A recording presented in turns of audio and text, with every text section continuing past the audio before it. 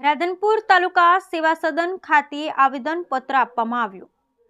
રાધનપુર ખાતે આવેલા સેવા સદનમાં શ્રીજીનગરના રહીશો દ્વારા આવેદનપત્ર આપી પ્રતિક ધરણા પર બેઠા 7 વર્ષથી નગરપાલિકા દ્વારા પીવાનું પાણી ન આપવા બાબતે પાટણ જિલ્લાના રાધનપુર ખાતે આવેલ સેવા સદનની કચેરીએ શ્રીજીનગરના રહીશોને છેલ્લા 7 વર્ષથી નગરપાલિકા દ્વારા પીવાનું પાણી ના આપવાને લઈ રાધનપુર નાયબ કલેક્ટર શ્રીને આવેદનપત્ર આપી પ્રતિક ધરણા પર બેઠેલ નગરપાલિકા દ્વારા છેલ્લા 7 વર્ષથી શ્રીજીનગરના રહીશોને પાણી આપવામાં ન આવતું હોય, પીવાના પાણીની અને વાપરવાના પાણીની હાલાકી પડતી હોય, વારંવાર નગરપાલિકા સમક્ષ રજૂઆત કરવા છતાં કોઈ પણ જાતની લોકોની ચિંતા કર્યા વગર ઘેર નિંદ્રામાં સુધી નગરપાલિકા પીવાનું પાણી ન આપતી હોય, તેને લઈ આજ રોજ શ્રીજીનગરના રહીશો રાધનપુર ખાતે આવેલા સેવા સદન કચેરી ખાતે પહોંચ્યા હતા।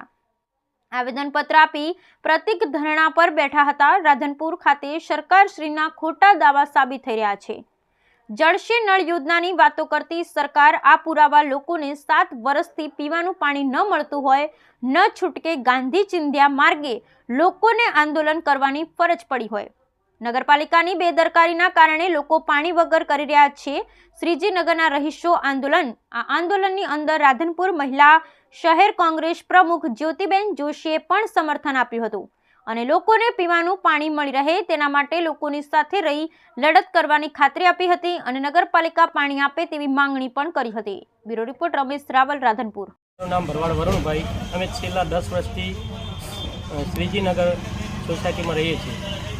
અમે છેલ્લા 10 વર્ષથી દરેક મામલતદારશ્રી, ધારાસભ્યશ્રી અને દરેક ઓફિસરોને પાણીની સમસ્યા વિશે નગરપાલિકામાં વારંવાર ધક્કા ખાધા છતાં પણ અમારો કોઈ પ્રશ્ન સાંભળતું નથી અને આજ દિન સુધી અમારે પાણી માટે ખૂબ જ તકલીફ પડે છે।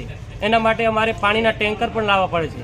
એટલે અત્યારે પાણીની વિકટ સમસ્યા છે અને આજે અમે પ્રાંત સાહેબશ્રીને આવેદનપત્ર આપ્યું છે। જ્યાં સુધી અમારો પાણીનો પ્રશ્ન સોલ્વ નહીં થાય ત્યાં સુધી અમે પ્રતિક ધરણા પર બેઠા છીએ। મારું નામ જ્યોતિબેન ગણપતભાઈ જોશી। હું રાધનપુર મહિલા શહેર પ્રમુખ કોંગ્રેસ।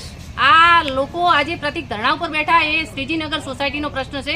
ત્યાં છેલ્લા 10 વર્ષથી લાઈનો નાખેલી છે પણ એ શોભાના ગાંઠિયા સમાન છે। લોકોને કનેક્શનો આપવામાં આવ્યા નથી, છતાં એમને પાણી અપાતું નથી કનેક્શનથી, તો એમના વેરા વસૂલવામાં આવે છે।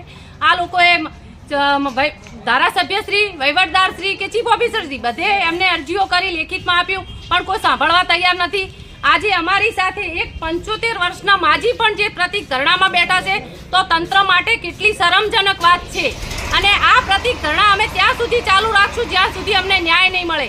એક બાજુ 3 કરોડ ને 88 લાખ જે બાયપાસ આ લોકો પાસ કરી શકે છે અને જે લોકો વેરા ભરે છે એમને સુવિધાઓથી વંચિત રાખવામાં આવે છે, તો આ સરકાર કરવા બેઠી છે શું?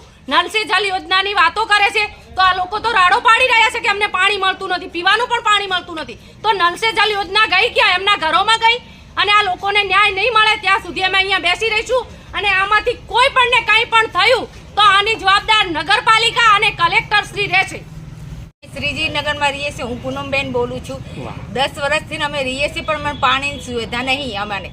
અમે પાણી વગર અમે ચમચમ કરીએ, પાણી અમારે ટેન્કર મંગાવીને અમારે પાણી પીવાનું કરીએ છીએ। અમે ટાંકા બન્યા પણ અમારે પાણી નહીં મળતું। અમે લાઇટનું નહીં અમારે ઠેકાણું, અમારા રોડનું નહીં ઠેકાણું। અમારો રોડ વરસાદ થાય ને તો આટલો ગાળો ગીચર હોય, અમે વરસાદમાં પાણીમાં હેડીએ। અમારે છોકરાને બધા અમારે કેટલું આમ પરિસ્થિતિ થાય છે અમારે, તો કંઈક કરવું તો પડે ને સરકારને, તમારે તો સમજવું પડે ને। એમ તો કરાય ને કે ના કે કોઈક બચાર ગરીબી છે તારે આટલું ગાય આટલું કરે છે બધા વસ્તી, તો સમજવું સહાયતા દેવી પડે ને તમારે સાહેબને।